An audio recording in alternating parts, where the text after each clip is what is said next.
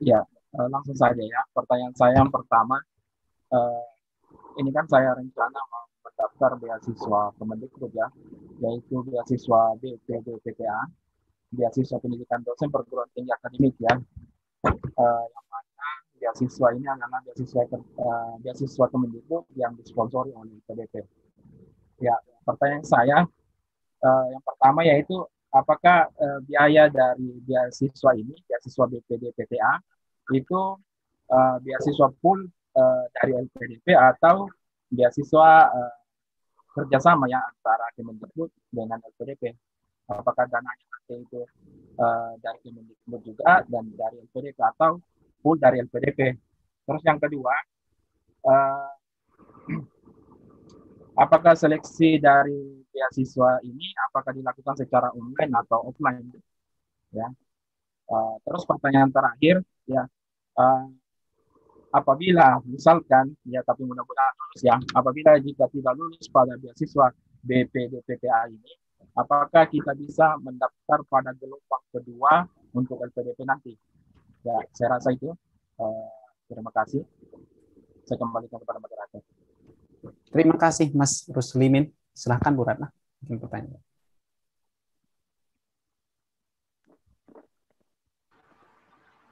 Dia seleksinya di Kemdikbud, tapi nanti pembiayaannya dari uangnya LPDP. Tidak dari uangnya Kemdikbud, itu yang pertama.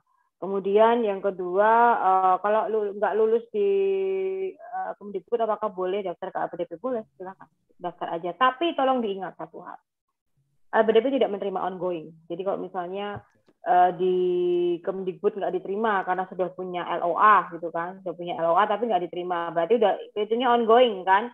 Anda harus defer.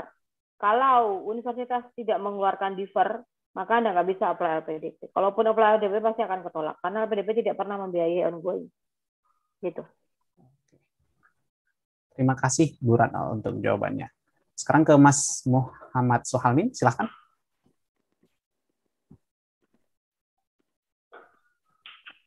Sudah bisa unmute?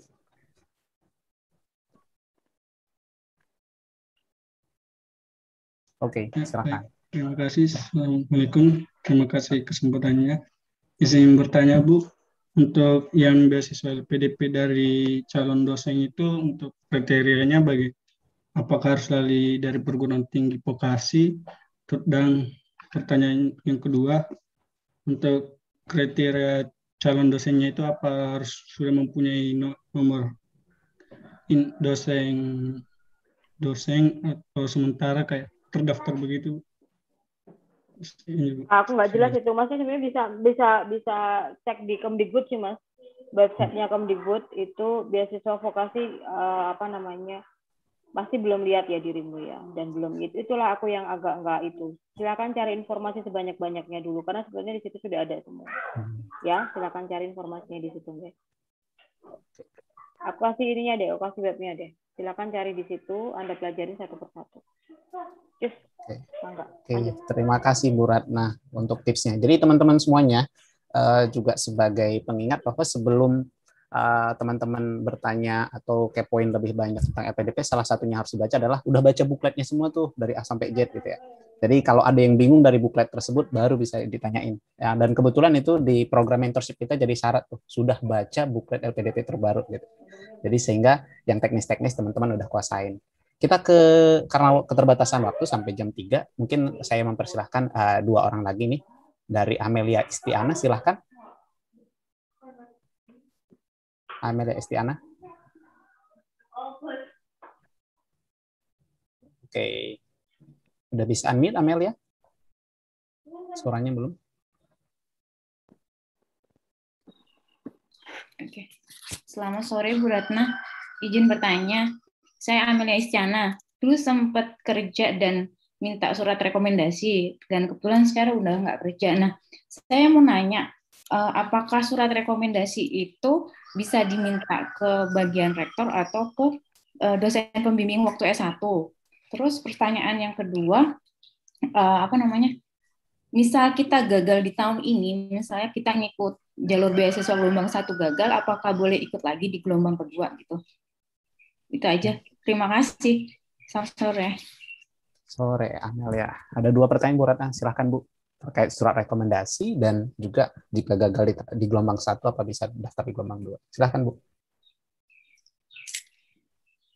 Anda ngerti Anda, gimana dia mau ngasih rekomendasi kalau dia nggak kenal Anda gitu. Dari rektoratnya nggak kenal Anda kan.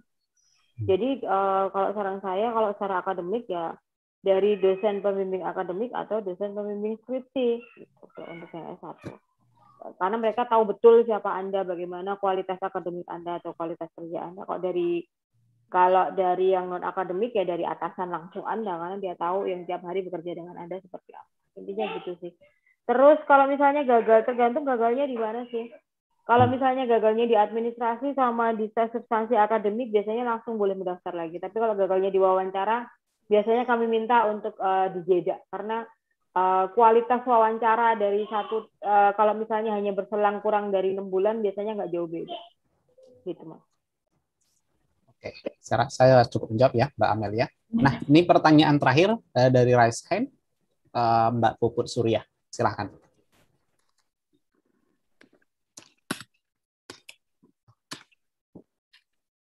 Silahkan unmute, Mbak Puput.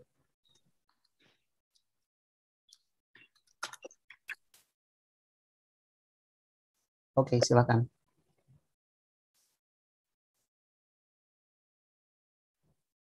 Nggak kedengaran suaranya.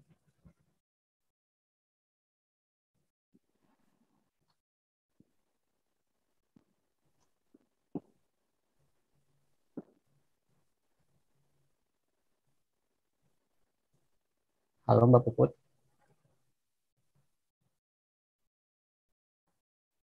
Ada suaranya ya?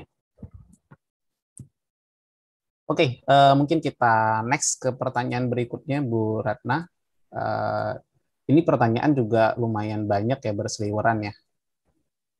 Terutama tentang ini Bu Ratna, tentang ketika menulis esai. Nah, di situ ada rencana kontribusi dan seterusnya. Bu Ratna bisa kasih pencerahan nggak terkait rencana kontribusi itu yang dimaksud dalam esai LPDP tersebut? Bu, silakan Bu.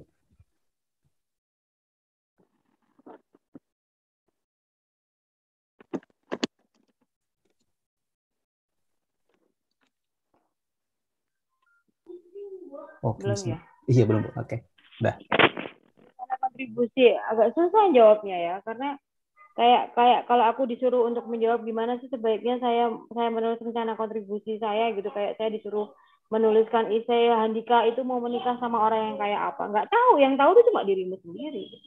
Kamu mau jadi apa ke depannya, mau ngapain, mau kemana, mau sama siapa, itu yang tahu dirimu sendiri.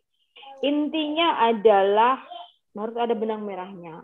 Kalau misalnya mau menulis rencana kontribusi, Anda harus mikirin ke depan kamu mau jadi apa gitu. Aku mau jadi guru misalnya, ya kan? Atau aku mau jadi orang kaya, let's say. Nah, untuk menuju menjadi guru atau orang kaya itu, aku harus menjalani step apa aja. Itu yang Anda tulis di situ. Kemudian di situ juga Anda harus bisa menggambarkan atau menuliskan benang merah. Untuk menjadi guru itu aku butuh pendidikan ini di sini sekarang. Gitu. Kemudian kedepannya setelah jadi guru saya mau jadi apa? Intinya di situ aja sih. Dari kebanyakan mereka teman-teman itu gagalnya di situ. Tidak bisa menuliskan benang merahnya. Kita nggak bisa baca benang merahnya gitu. Kayak semacam misalnya dari S1 psikologi, kemudian aku pokoknya butuh S2 psikologi.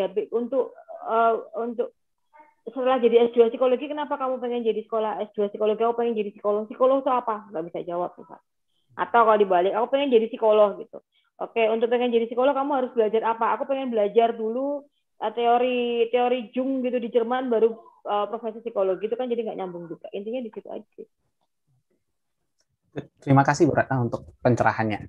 Jadi teman-teman yang penting adalah apa ya, benang merahnya ada kata Bu Ratna tadi. Dan kita harus tahu dulu nih diri kita sendiri sebelum kita apply ya. Jadi tahu apa yang ingin kita cari, sama kan kayak Bu Ratna tadi juga, we know exactly what we want gitu ya, and who we are, dan bagaimana caranya mencapai ke sana. Baik, kita tiba di pertanyaan terakhir. Tadi kesempatan kita serahkan ke Mbak Puput Surya yang tadi nggak kedengaran suaranya. Silahkan Mbak. Semoga kali ini berhasil bertanya. Mas Ahmad Safi, oke. Silahkan.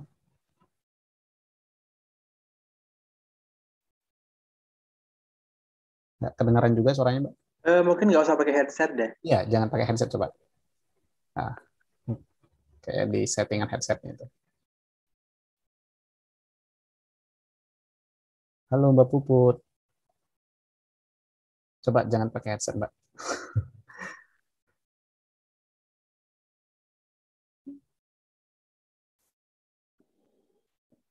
Mbak Puput, are you there? Chat deh. Kalau gitu silahkan ditulis aja lewat chat pertanyaannya. Insya Allah kita nggak apa-apa nih agak mepet sedikit waktunya untuk jawab pertanyaan dari Mbak Puput. Oke. Sambil menunggu dari info dari pertanyaan Mbak Puput dan akan dijawab oleh Bu Ratna sebagai pertanyaan terakhir, teman-teman semuanya jangan lupa bahwa LPDP ada pertanyaan juga tadi masuk ya, kapan gelombang kedua atau tahap kedua akan dibuka, itu infonya sudah ada di website LPDP teman-teman semuanya.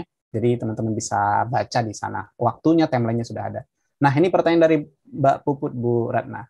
Untuk skema beasiswa penelitian disertasi 2021 apakah belum di launching? Kalau ada kira-kira kapan gitu beasiswa disertasi ini?